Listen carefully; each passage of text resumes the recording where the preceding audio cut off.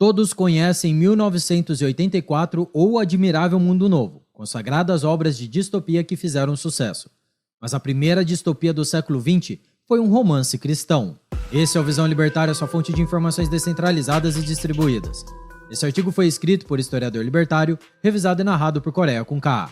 Robert Hugh Benson foi um sacerdote anglicano inglês, que depois se converteu para o catolicismo, sendo recebido pela Igreja Católica em 1903 e posteriormente em 1904 foi ordenado sacerdote. Ele foi um prolífico escritor, tendo criado diversos tipos de obras. Mas uma delas se destacou e hoje continua mais atual e original do que qualquer outro momento. Ele escreveu uma história baseada numa visão de Apocalipse, que se tornou um romance lançado em 1907. Naquele contexto histórico, no início do século XX, já era mais do que nítido a fragilidade do cristianismo e a ascensão de governos seculares em todo o Ocidente. Além disso, as ideias marxistas e comunistas começavam a ganhar fama e relevância, e o padre Benson já previu um novo mundo onde as liberdades individuais seriam suprimidas. No prólogo do livro, o autor previu revoluções socialistas que aconteceriam na sociedade, como a da Rússia, anos depois do lançamento do livro, no ano de 1917. A história de O Senhor do Mundo se passa num futuro, não especificado pelo autor. Contudo, especula-se que seja algum período do século XXI. Não diferentemente de hoje, pessoas com sede de poder almejam criar um governo mundial secular bastante autoritário, mas liderado por um líder político carismático chamado Julian Felsenburg. Apesar de enganar muitas pessoas, esse ditador tem as piores intenções, sendo ele o próprio anticristo. Mas como as pessoas estavam em estado de medo e manipulação devido a uma possibilidade de guerra iminente, eles acabaram procurando esse líder forte para protegê-las. Nesse mundo distópico, há 3 diferentes blocos de poderes com culturas diferentes. O Ocidente secular sendo o poder predominante, regido por um governo humanista e materialista. Nessa sociedade, todas as religiões são hostilizadas e seus habitantes induzidos a buscarem apenas os prazeres mundanos e conforto material. A outra região é o Oriente Asiático, controlado por um regime que adota um espiritualismo misterioso.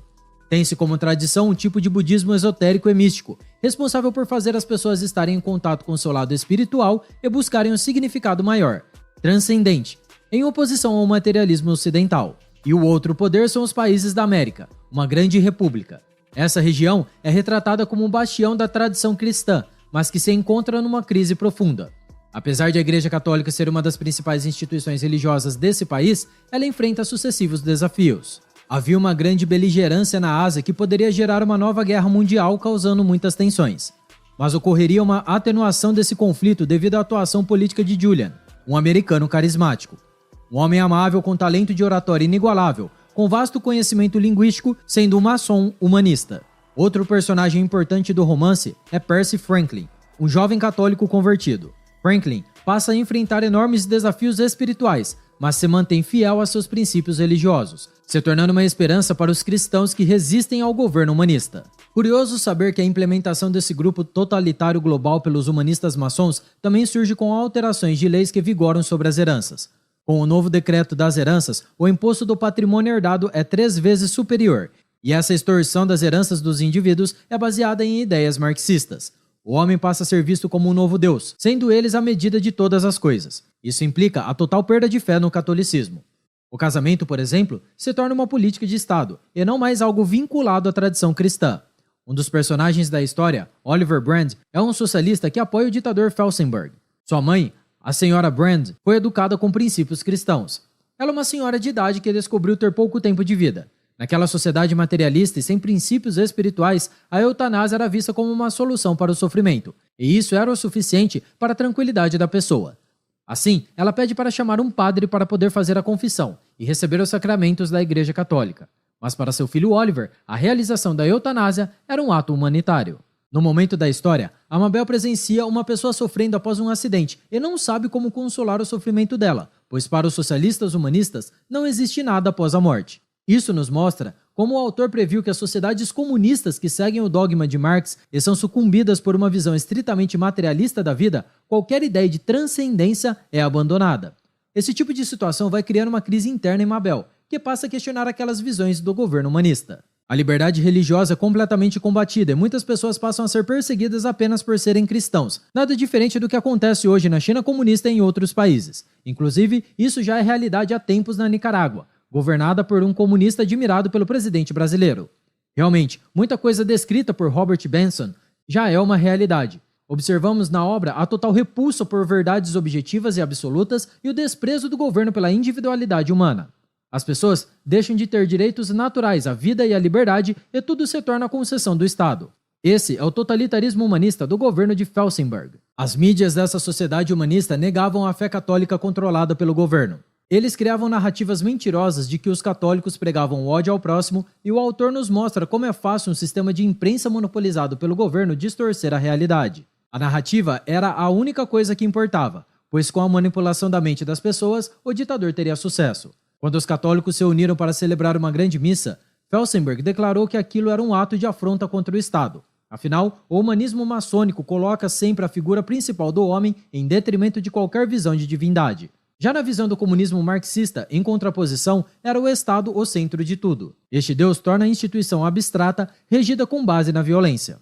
O governo de Felsenburg cria um ministério do culto religioso, que objetiva regulamentar a prática da religião e trazer ao regime humanista um maior controle sobre as pessoas.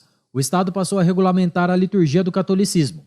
Era também uma forma de rastrear os cristãos e impor uma dominação por parte do Estado. E um dos objetivos do ditador era mudar o calendário para que, com o tempo, as tradições e datas festivas cristãs fossem se perdendo. Em substituição, o governo humanista criou dias comemorativos baseados na fraternidade universal. Entre eles, o Dia da Maternidade, o Dia da Vida, da Subsistência e o Dia da Paternidade. As intenções são aparentemente boas e encantam alguns, mas o plano final era retirar a figura da Nossa Senhora e de Jesus do imaginário das pessoas.